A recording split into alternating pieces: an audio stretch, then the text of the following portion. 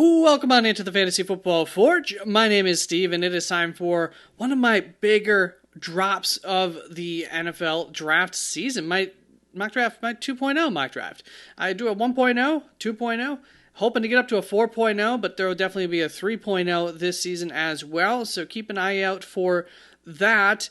I will be going through the second round. The first round is up on the website. There's a link down to the website in the description to my mock draft 2.0. So go check that out. I do have descriptions, a couple of sentences to a paragraph for each pick, a little write-up on those. You will end up being able to see what the teams picked, however, earlier on. There just won't be as much of a discussion on those picks in this video. This is a predictive mock draft, so if a pick does not make any sense to you for your team or for a team, it doesn't matter if it's your team or a different team, let me know what you thought of that pick, why you think that something is awry with that pick and how it could have been better, because ultimately, once we get to the 3.0 or the 4.0, I would like that to be perfect. So if there is a reason that makes sense, then I'll know to not do that again. With that out of the way, I think it is time for us to get right on into this mock draft. Like I said, starting at pick 33, there will be some trades. There were definitely trades in the first round. I will try to point those out as they come. And like I said, I will show you the team's complete draft hauls once they're done for the day. And there are already some teams who are completed. So we're going to go over their drafts. The San Francisco 49ers are finished for this mock draft. I mean, they're not finished for the entirety of the draft, but we're only going through the second round. So they use that second draft capital to see, as you can see here, to move up to pick 5 in order to grab Mason Graham. San Francisco is reloading, but I think that they have enough capital and are in a place in this draft that if the cost is not too high, that they're going to be willing to use some of their resources in order to move up to get one of those studs in the top 10, somebody that they feel is a stud. And obviously, the further, I would say it's a defensive line stud, and I would say that that's Mason Graham or Abdul Carter. The further that those guys fall, the higher the chance that maybe San Francisco could move up for that. But, they're rarely in the top 15 for drafting, so I think that they'll be looking to potentially move up in this draft. As a part of that trade, they did also get back pick 143 in this draft. Just a heads up on that. Let's go look at the next team. And that's the Pittsburgh Steelers. They're also done for the day. I don't think that has anything to do with my drafting for them. If I recall, they just don't have a second round pick. So they ended up drafting edge rusher. I even put defensive line. I think there's some versatility, especially that Pittsburgh might be willing to tap into with Mykel Williams at his size to put him on the defensive line in certain situations, kind of NASCAR-type packages where you could get a lot from Mykel Williams. Mike Tomlin's going to get a guy who he can mold into the likeness that he wants with Mykel Williams. There's a lot of tools to work with Mykel Williams, but he should not be, if you're drafting him here, you don't think he's a finished product, I would say. Surprisingly, Philadelphia Eagle fan, your day is done. You moved up a little ways to get a pick from, I think that's the Green Bay Packers at pick 23, and you got Colston Loveland. Whether or not they keep Dallas Goedert, I think that this is the most exciting landing spot for Colston Loveland, and I think that the Eagles might feel the same way, and if he falls far enough, they might even start to be looking to move up to get him, and that's what happens in this case. I think you get some back for this trade from Green Bay. You'd have to go check out the 2.0 on the website, though I don't quite remember off the top of my head. That's going to bring us on to the Minnesota Vikings, whose day is done at pick 27. They did move back. They did acquire some capital. They got a 4th-round pick 128, and pick 184, a 6th-rounder, as well, to move back just 3 spots. They're normally at pick 24. All I wrote down for this one is, did you know that Harrison Smith is 36 years old? Yeah, they get a little bit long in the truth there at one of their starting safety spots. Malachi Starks, I think, could be a really, really nice fit here in the future for Minnesota at safety. That's going to bring us on to another in-division team here in the Detroit Lions. Bit of a spoiler, they're going to be trading out of pick 60, so they will be moving back. They're going to get picks 74 and 77. Bit of a spoiler of who's going to be moving up if you're aware of what team holds those picks. But anyways, James Pierce is going to be the pick here for Detroit. And for me, the story here is going to be much similar to a different team that's going to take a risk up here with one of these character concern types of edge rushers, and that's just that their team is in such a position that it's worth taking this risk. They're right on the edge. They're in the Super Bowl conversation, and a guy like James Pierce for the Detroit Lions could be what puts them over the edge. So that's the idea here for Detroit taking James Pierce. Editing Steve here, just half of my lights on. So I just want to, I skipped over the Los Angeles Rams up ahead of me there, so you can see kind of how the write-ups go. I'm covering up some of this so that way I don't spoil anything. But I skipped the Rams, and the funny thing is while I was talking about James Pierce there for the Detroit Lions, I avoided spoiling the Rams pick, but I was referencing them, and so I was trying to avoid that, and I did. But yeah, they're the other team that takes a stab here. They're in the Super Bowl contention. Basically everything that I said about Detroit relevant here for the Los Angeles Rams, had them go Mike Green out of Marshall. Once again, some character concerns, dropping him down the board, but very, very highly talented, should be able to come in and contribute immediately and create a nice rotation there along that edge rushing group for the Los Angeles Rams. Back to your regularly scheduled programming. And then the Tennessee Titans have also finished their day with the first pick. I had them taking Cam Ward in this draft, and with pick 29, they moved up into the back end of the first round in order to secure Luther Burden, another target for Cam Ward. They don't have a whole lot for him coming into in terms of receiving weapons, so they see an opportunity, they seize it. And that's going to bring us right on to the second round here at pick 33. This will be the final pick for Cleveland. So they took Travis Hunter at pick 2, and now they are going to go out and get their quarterback of the future is the hope. But hey, it's a second round pick, so if you got to turn around and draft one again soon, no big deal, not too much gained or lost. Pick 34, the New York Giants are going to be finishing up their day for this mock draft with Shedeur Sanders at pick 3, and you can find my reasoning once again up on the website there. But at this pick, we've got a guy who I think could definitely go in the first round. To me, he's a surefire first round talent. Unfortunately, there are some character concerns for him and to why he might have fallen here in Walter Nolan. But there is some room for the New York Giants along that defensive front. But they're going to pick up Walter Nolan. I think get a really nice draft. Had to do a little bit of a cut there because this fell down and it spoiled one of the more surprising picks of the draft way too early. That's going to bring us on to Washington at pick 35. This is a pick that they received from Tennessee by moving back. As you can see, they have not drafted in this mock draft yet. They haven't taken any players, I should say. And so here's going to be their first pick of the draft. I'm going to have them turn into the cornerback room. And I picked Savone Ravel, thinking that might be the guy that this staff would pick up. He's very physical and athletic. He's got great man coverage abilities, and that's exactly what this staff is looking for in Washington and what they need in order to execute their style of defense. Their defense did great last year for what it was, but it's not exactly what they want to be running. So they're going to bring in some more of their guys, get closer to what their hope is to run, and Savone Ravel will be a big portion of that. The Jacksonville Jaguars are next up onto the board here at pick 36. As you can see on the screen there, at pick 43, also Jacksonville, so their day is not done, so we'll get to looking at their overall haul once we get to that point.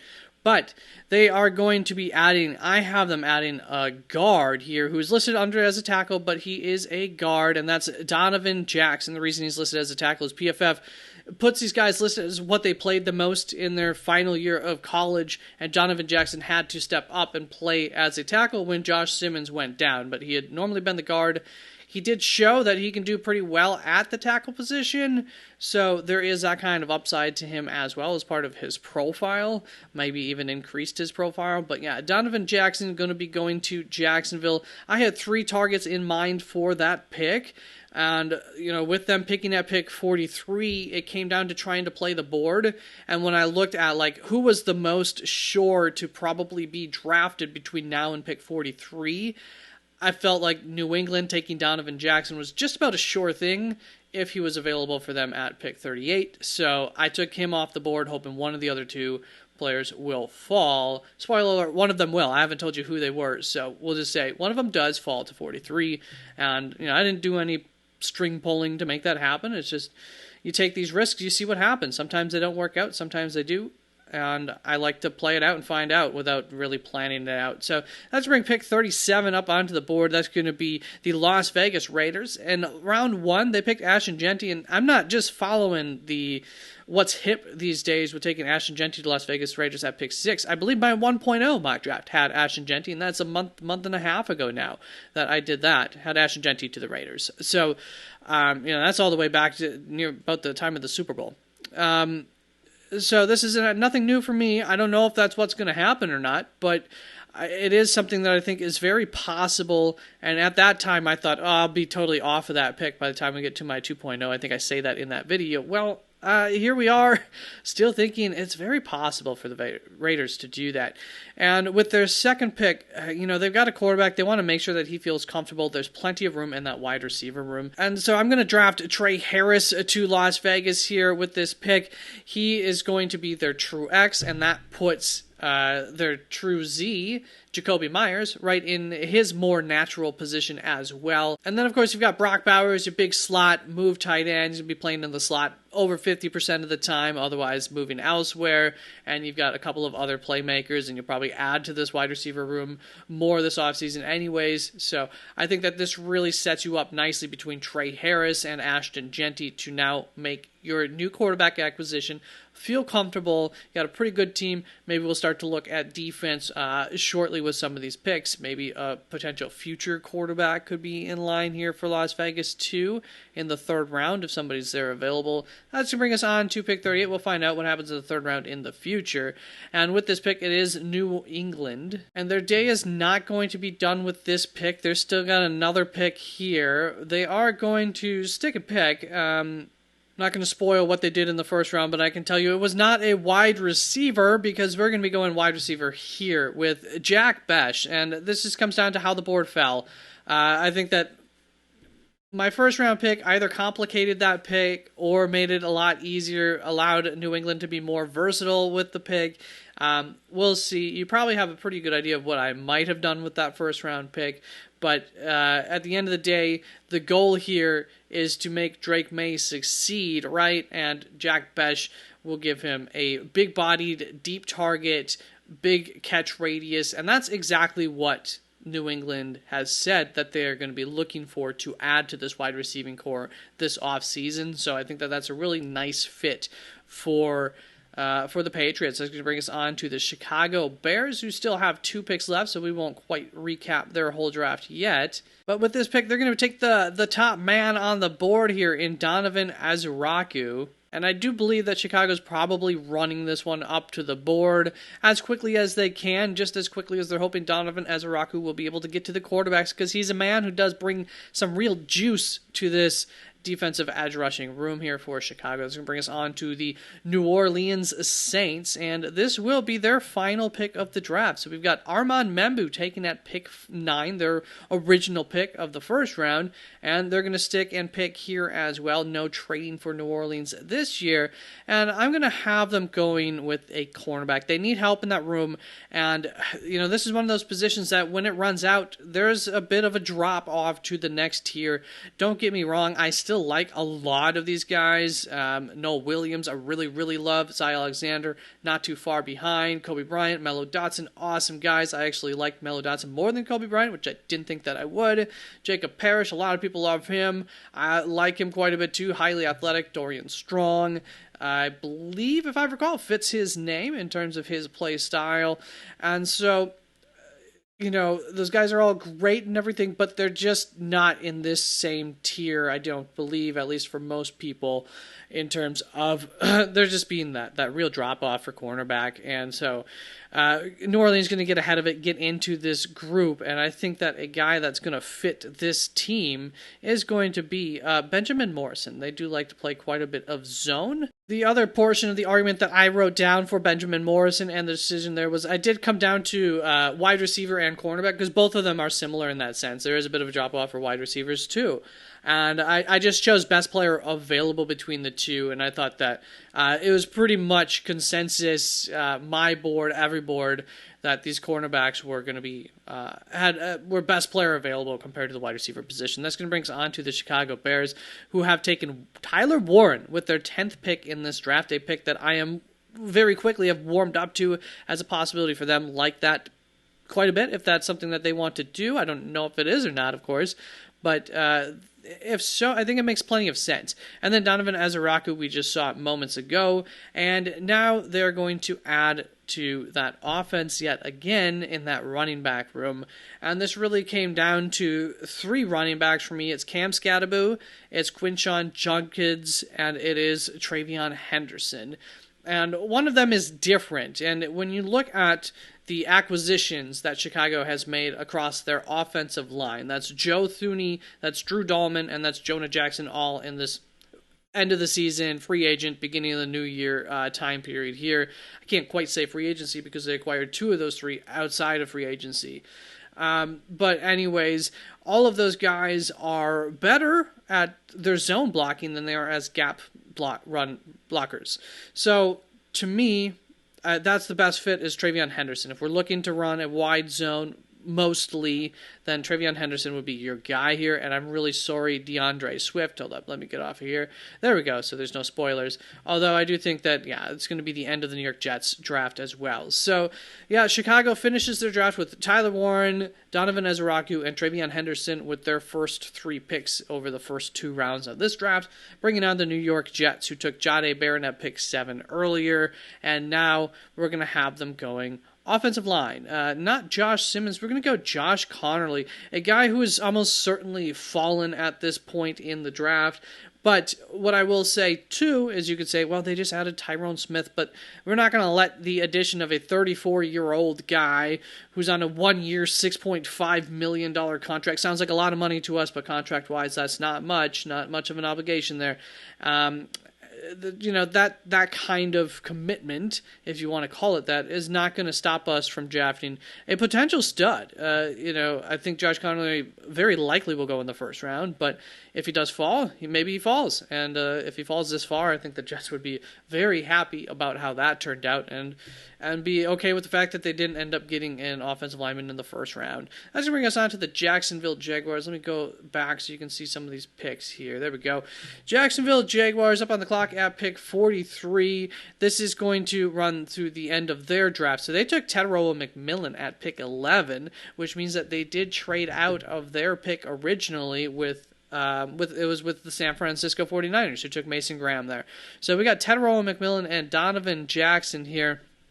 And we oftentimes pick Mason Graham to Jacksonville, but their biggest need is not along their defensive front. He would be a great addition. He would probably be the best out of the bunch in no time, but they do have a serviceable bunch that they've invested in that is perfectly fine to put out there. And, once we get to the 4th rounders, we don't really want those guys. So I would still be open to adding a defensive interior lineman here, like a Darius Alexander up high here, many, many others. But I also have a guy who I have as a better player, as more of a need for them, which is in their secondary. That's going to be in the cornerback room. And they like to be pretty flexible, man coverage, zone coverage, kind of need a guy who can do both. And I think that Trey Amos is the man who's going to answer that question. So once again, that was Teteroa McMillan, Donovan Jackson, and they're going to finish their day off with Trey Amos. And this became a classic battle between best player available and need here between the interior of that defensive line and cornerback. At the end of the day, some of the names that we're looking at on the interior defensive line still might be available the next time that Jacksonville's up on the board, but these cornerbacks will not be. So that's the decision there for Jacksonville. That's going to bring us up onto the Dallas Cowboys at pick 44. And before we get to that pick, I want to thank you for making it this far in the video, and if you did make it this far, I think I've earned a like, so go ahead, click that like button, hit the subscribe button if you want more, and just to let you know, there are links to my, in the description, to my top 90 rankings, my big board, to my website, where you can find this mock draft, as well as my 1.0 mock draft, if you want to go and see some of the changes in the first round from one to the next, and you can also find a link to the Discord channel, where you can find my strengths, weaknesses, and other notes sheets for every position, for every player that I've scouted, and those will continue to be updated, possibly all the way up until day one of the NFL draft, at which point I'll turn off, no more scouting there. Where and when, at that point in time, day one of the NFL draft, you can find me here on YouTube, live, following the picks, handing out immediate grades, if I recall my process correctly. So stop on in, hang out for 5 minutes or 5 hours. Once again, you can look at those strengths and weaknesses sheets as well at any point to find out what my thoughts were on the players that your guys drafted, if you want to check them out on draft day. Either way, whatever you end up doing, if you use me, my resources at any point, it is very much highly appreciated.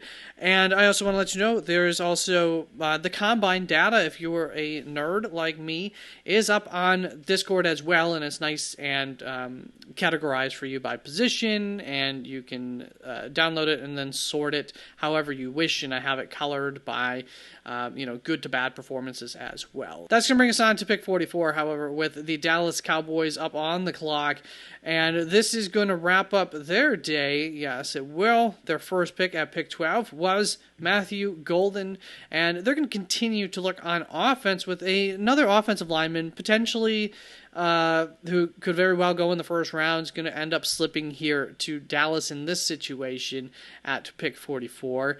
And so the news surrounding Josh Simmons' patella injury has been good, though I am always weary of off-season injury news and just how good is for those players, those situations. It almost always seems to be better than what the reality of the situation is. Regardless of how good the news is, there's going to be a risk involved with taking Josh Simmons. Maybe he doesn't fall this far, but I do think that it's possible. Patella injury, it's a serious injury, especially for offensive linemen. So I just think that there's a chance that we're currently ranking him still a little bit too high given his injury. I felt that way about some of those cornerbacks, Benjamin Morrison, Savone Ravel, when I came in, and they were being drafted in the teens and the high 20s when I started looking at this draft class and looking at what their injuries were, and now you see them more often than not even in the top 50 sometimes. So, I feel like the public sometimes takes a little while to warm up to, okay, well, yeah, the talent's great, but the injury, it's going to hurt him. Anyways, that's bring us on to pick 45. We've got another final draft pick here for the Indianapolis Colts. They started off their draft at pick 14 with Shamar Stewart, and now they're going to take another guy who, not unlike Shamar Stewart, maybe a lot of people have him ranked a little bit lower than where the NFL is going to end up taking them. And that pick is going to be Mason Taylor. Sorry, I had to do a bit of a cut there to not do any kind of ruin a future pick that it landed on there when it came to the Atlanta Falcons. But anyways, Mason Taylor is a guy who the NFL is high on. I have a different preference than him as my next up tight end. But if you watch the Combine, it was really easy to see what and why some of the NFL community is so high on him. He is an incredibly smooth mover. I think that he looks better in shorts than he did on the field, in my opinion. But nonetheless, that fluid movement that he has brings a lot of upside with it. I'm talking, like Travis Kelce kind of like fluid movement kind of upside. So if that were to be fully realized, obviously that could make him quite special. And so I think that's what teams are latching on to. And I have no problem with aiming for upside. I just don't see it as much as apparently the NFL does for Mason Taylor. Nonetheless, getting a good tight end there in Indianapolis in the second round. That's going to bring Atlanta Falcons up onto the board at pick 46, and we are going to see a trade here. The phones are ringing, and on the other side, it is the Los Angeles Chargers who currently have the 55th pick, and they're going to offer pick 124 as well as a future fourth to come up here to pick 46, and Atlanta had made it known that if anybody wanted to come up and trade with them, they would be happy to. So here, this works out nicely for them. They would have rather, I think, gotten like 124 and 177 or something, but the Los Angeles Chargers are in this rebuild themselves. They have a lot of holes to fill, and they just weren't as high up on, sending 2 players, even despite having a good amount of capital. So get rid of a future 4th instead of a current 5th or something like that. Works for everybody here. And the Atlanta Falcons are no longer on the clock. The Los Angeles Chargers are, and this will be their final pick. And to start the day, they went with Kenneth Grant. He's going to be their nose tackle / defensive tackle. He can move around a little bit. Doesn't always have to be lined up right over the center. And the same can be said of this next guy. So the Los Angeles Chargers, remember, they just traded up. They had a target. Who was that target?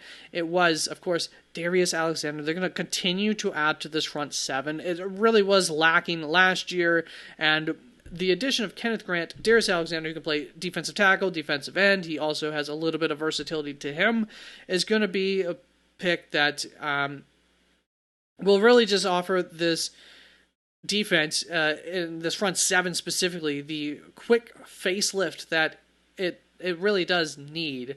So I really like the addition of Darius Alexander and Kenneth Grant, and together there's one word that really comes to mind of what they're building between those two, and that's going to be power. They're starting to build a really powerful front 7 in Los Angeles.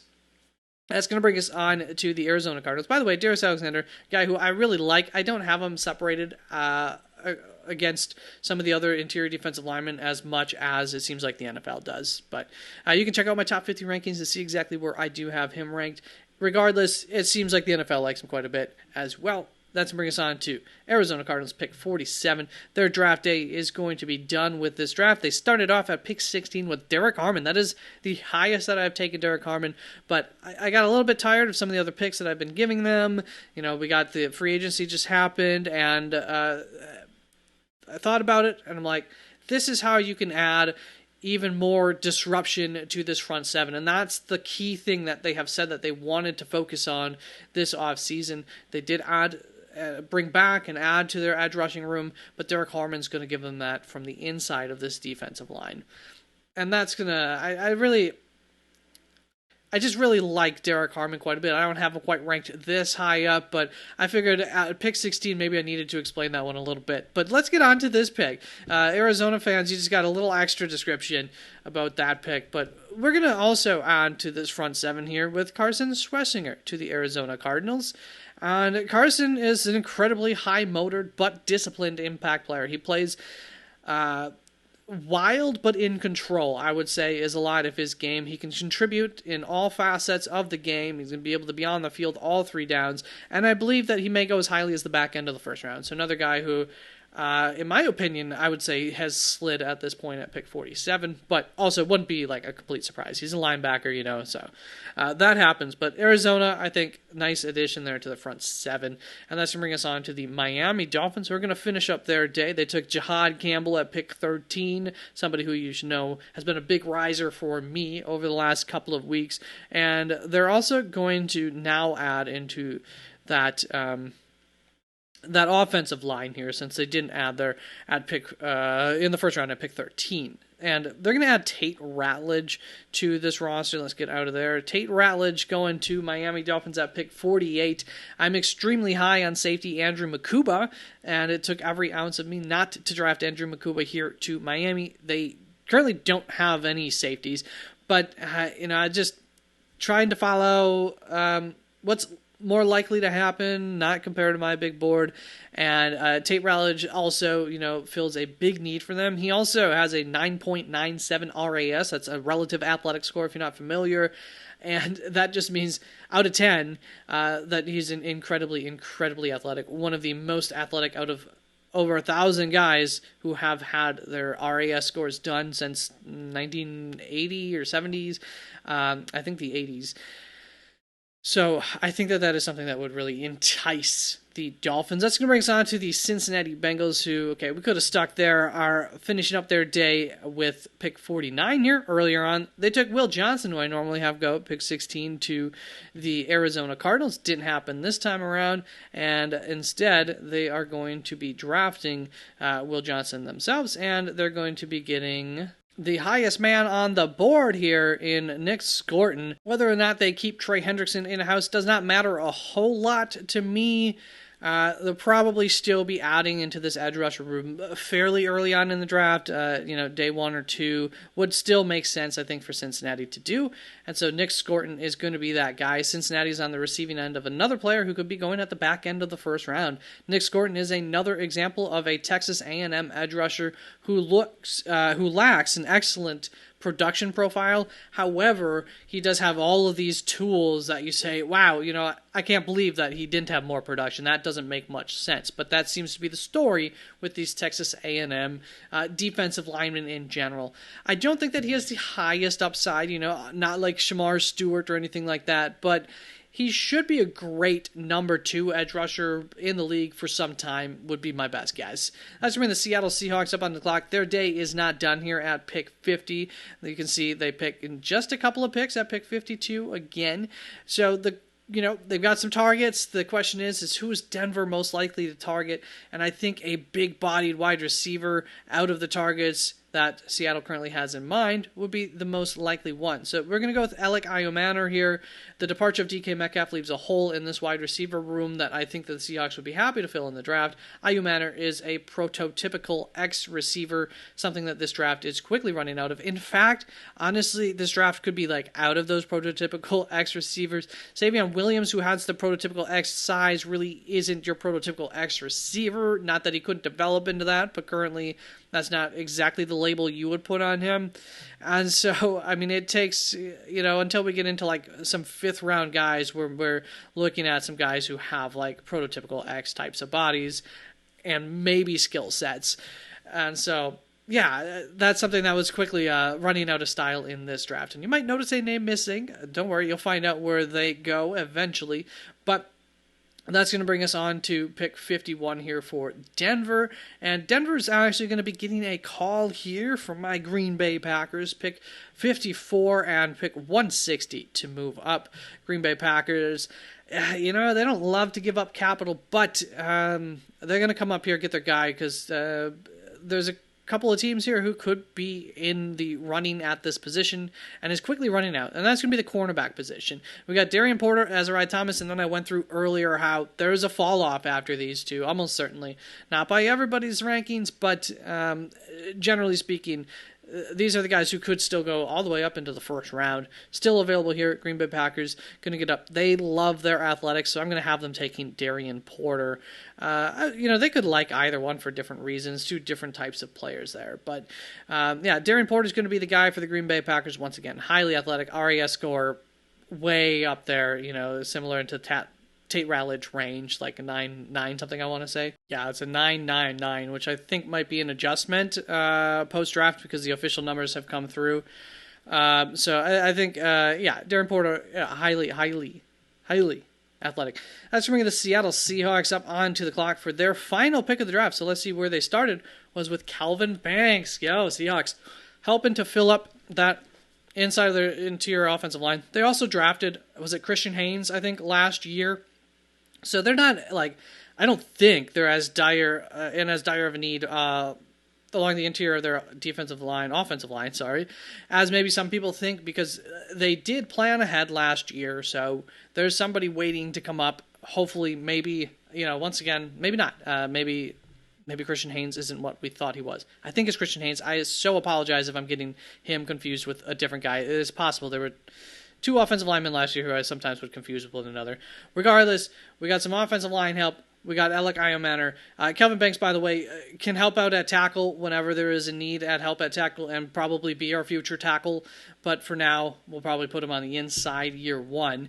And on top of that, the Green Bay Packers were probably correct to trade up, although I don't know that Seattle would have preferred Azariah Thomas. Oh, gosh. I'm going to have to hear somebody pronounce it again because every time I pronounce it, I'm not sure. But I know it's not Azariah Thomas, I believe it is. Going to Seattle, he is a big physical kind of cornerback yet again. There's a need there. This is potentially the last one that we can get off the board for a long time, as I've talked about.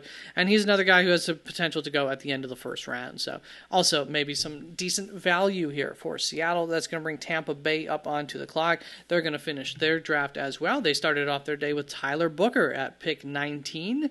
And I really love them adding just one more piece, high-end piece to this offensive line, especially in the interior there for Tampa Bay, because, my gosh, they're going to have quite possibly like the best offensive line maybe by week 4 of the NFL season, if this guy turns out like a Tyler Booker, who's a really high floor guy, so he probably will turn out to some extent.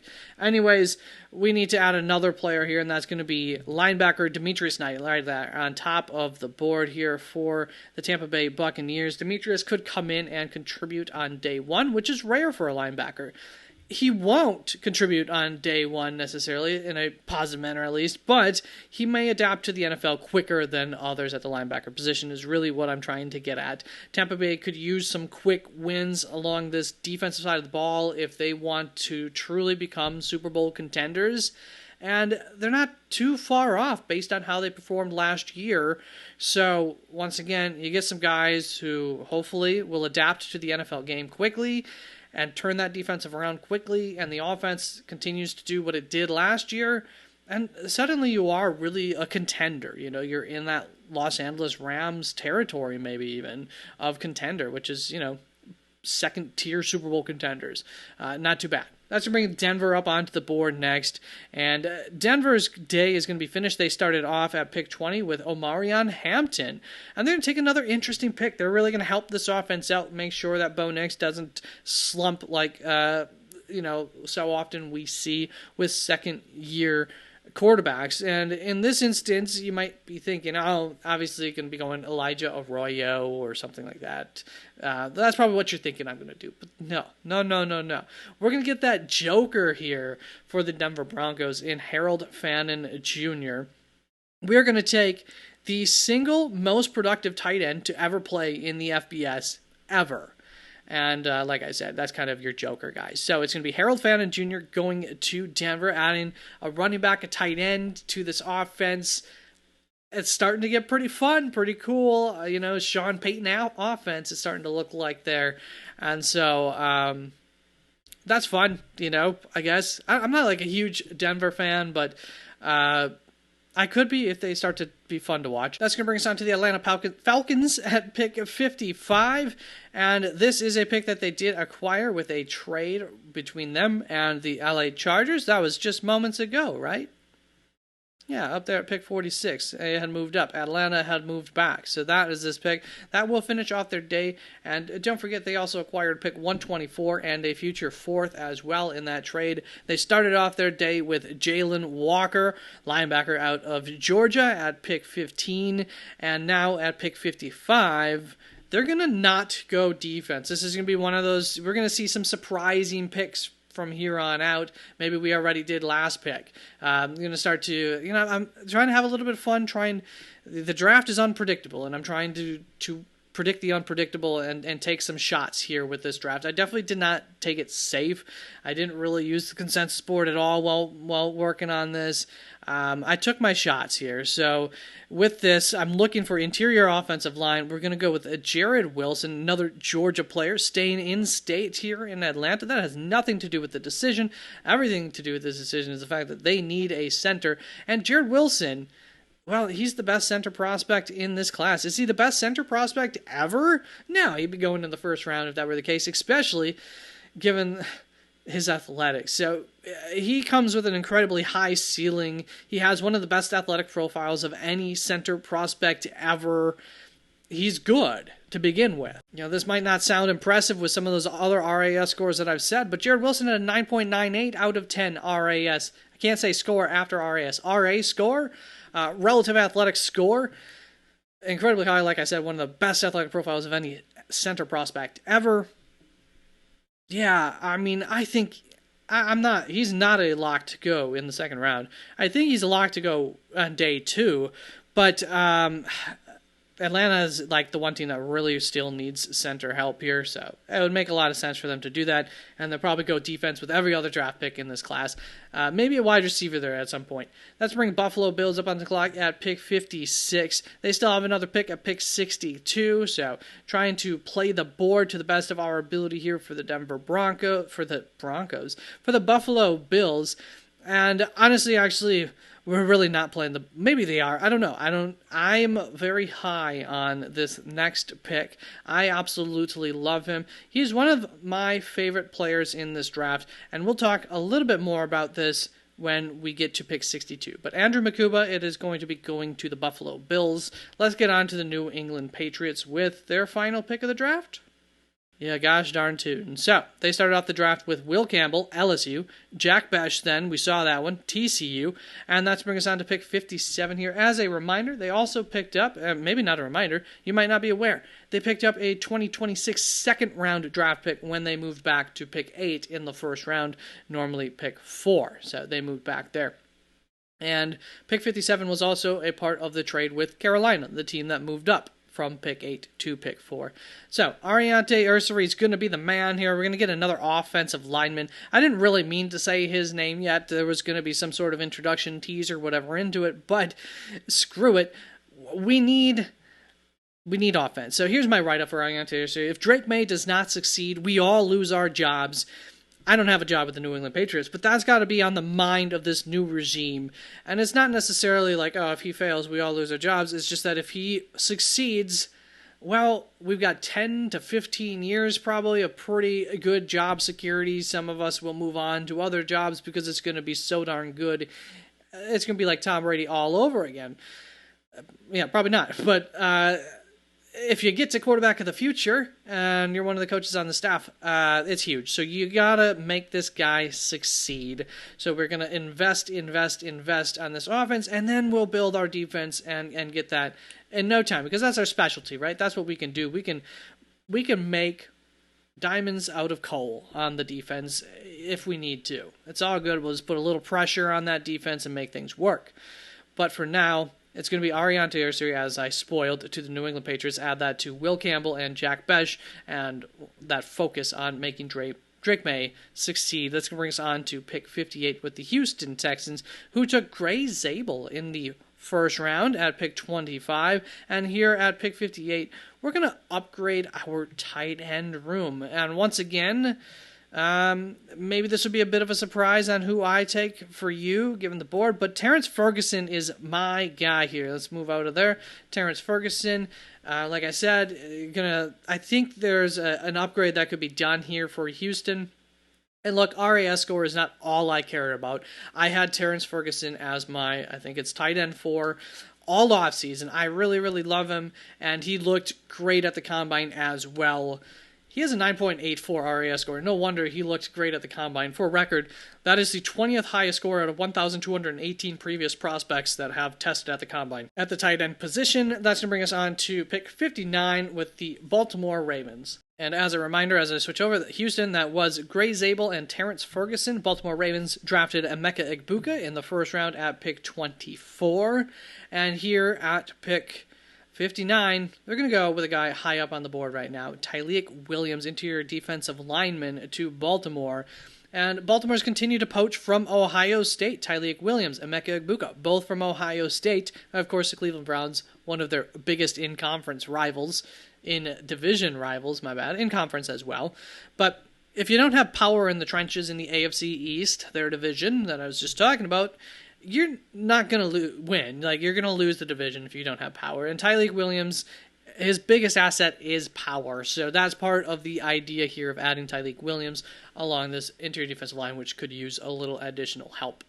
Now, that's bring us on to pick 60. Detroit Lions are on the board, and the phone is ringing. And it is not Buffalo, in my case, on the other line. It's actually somebody who traded away their second-round pick, if you recall. We already saw that get taken by New England, had taken their pick. That's right, that's Carolina, if I can ever find them. And Carolina's got picks 74, 77. Remember, I bought those picks up earlier, and they're going to trade those up for pick 60, and then 101. Not quite enough. You can look here, too. Going to have to send a future fifth as well back to Carolina to get this from them. So just kind of swapping around picks and then cleaning up the mess here with a future pick between Detroit and Carolina. And we offer that. So now we are here at pick 60 for Carolina. You did not see what they did in the first round. They moved up to pick 4 in order to get Abdul Carter. And obviously a fantastic addition there along their front 7. Now we're going to try to do something similar in our back 9. That's not the right sport. But in our secondary here by adding Xavier Watts, safety. They need help on this defense, and they're going to get kind of the next big piece to each side of this defense at safety and at edge rusher here is the idea. So Carolina continues to be aggressive when opportunities present themselves. I did not like the board for Detroit, so that's where I kind of opened up the I didn't. This is not a heavy draft, a trade heavy draft that I did here in the second round. But when a team does not like it, I'm constantly looking for, is there a player that's like dropped so far that a team's definitely trying to move up for them, which doesn't happen so much in this draft because there's so much diversity of opportunities of players and not much of a difference in how good they are starting so early on in this draft. So once we get to the second round, it's like I think teams will be kind of patient. Smaller kind of jump ups or every now and then a big jump up like this one for Carolina. But yeah, Xavier Watts they felt maybe has been dropping at this point. So Carolina adds an impact player, front 7 in their secondary. Let's move on to the Washington Commanders for their final pick of this draft. They started off with Savone Revel at pick 35. We saw that one. And now they're going to be taking an edge rusher, as this edge rush class has really just fallen in general. Guys who we think could be taken definitely higher, and earlier too, some guys fell, are still available. So I think I had a decision here, and it really is like, what flavor do you want? And it's trying to figure out, in my situation, what flavor do I think that Washington wants?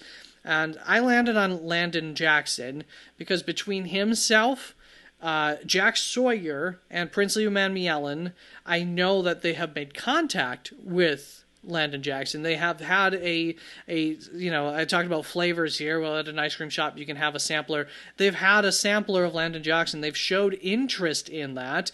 That does not necessarily mean they loved what they got, but they have tried it. So that much I know about Landon Jackson compared to those other options, so that's where I ended up landing for him. That's going to bring us on to, we're almost done with this, pick 62, Buffalo Bills. I think we can just start spoiling here. There's no other trade backs. Every team's last pick is up. And so I want to save Andrew Makuba's conversation a little bit here, because the combination of him and Maxwell Harrison both are best in zone schemes, especially Andrew Makuba. You really don't want to put him in. He needs to be in a situation where he's going to be the center fielder for your defense. And I think that in no time, Makuba could be the best center fielder in any defense here, as long as they're asking him to do the right thing and be a center fielder, because of his elite instincts and his athleticism. But I just wanted to wait on that just to kind of show, like, this is just kind of the Buffalo Bills finishing off that retooling that they began last offseason. This offseason, you saw them kind of continue that, got rid of a couple of guys, but brought in some very, I think, underrated and targeted choices that they have made. Not high cost, not high capital being put into these decisions, but just taking guys, targeting what they want to add specifically, and working with, and integrating them into this system. And I think Buffalo Bills did a good job of doing that last offseason. I think they continue to do that this year, and then we're going to add a couple of real big impact players into that secondary and make that a strength once again, because not too long ago, the Buffalo Bills secondary was absolutely dominating. I don't know if they'll love Andrew Makuba or not, but he is great in his zone, and this allows you to do a lot of things with other guys while he just covers your butt. I got caught between butt and ass. But yeah, that's the idea with that pick. That's going to bring us on to this pick. And going to stay in the state of Andrew Makuba here. We're going to go with Alfred Collins for the final pick for the Buffalo Bills. I'm not going to finish that in yet here, but after free agency, it's tough to project an edge rusher to the Buffalo Bills, something that we've given the Buffalo Bills from time to time. Alfred Collins is one of those guys who makes those around him better, so he's just going to kind of be a little bit of a stalwart at the center of this defense, just a high floors, smart player, experienced guy who can come in immediately and help as well, which is something that this team could continue to use, as they're right on the cusp of being, they're in that first tier of being Super Bowl possible teams. And so he's going to allow everybody else to do their jobs. You got a guy on the front here in Alfred Collins, Steady Eddie, allowing everybody around him to do their jobs. And then you got Andrew Makuba at the back end, allowing everybody else to do their jobs. And now it's just on to the other 9 players to do everything that you want them to do and feel comfortable in doing so. So that's the idea here of what we're building on this defense for Buffalo. I think a fun team to draft for. Let's bring us on to pick 63 here. And as you can see, you probably already need to take your jaw off the floor. I have Kansas City going with Nick Emmanwari. Like I said, I'm not playing it safe with this 2.0 mock draft. There are some risks that I am taking with it. And yes, I had them pass up on some of those offensive linemen that we saw drop even after this offseason. This isn't made pre-free agency. The changes to this Kansas City offensive line have happened already, but they have also put some small investments into it that maybe they're comfortable with, and then when you bring in a guy like Nick Emmanwari being available, that's just the route I end up having them go. And with this pick, they're going to continue to surprise. Twitter's going to go on fire, X is going to go on fire, whatever. Social media is going to be in an uproar for a moment, because they're probably going to forget that Kansas City picks in like 3 picks. At pick 66, they have another pick. I'm going to go with Princely Umanmielen with this pick, give him another addition into this edge rushing room. Some spice. He's a designated pass rusher, so he'll just be able to come down and really, really help put the pressure on in those situations. Like I said, they also have pick 66, and I do have them essentially taking like a tackle or a guard of their choice at that pick.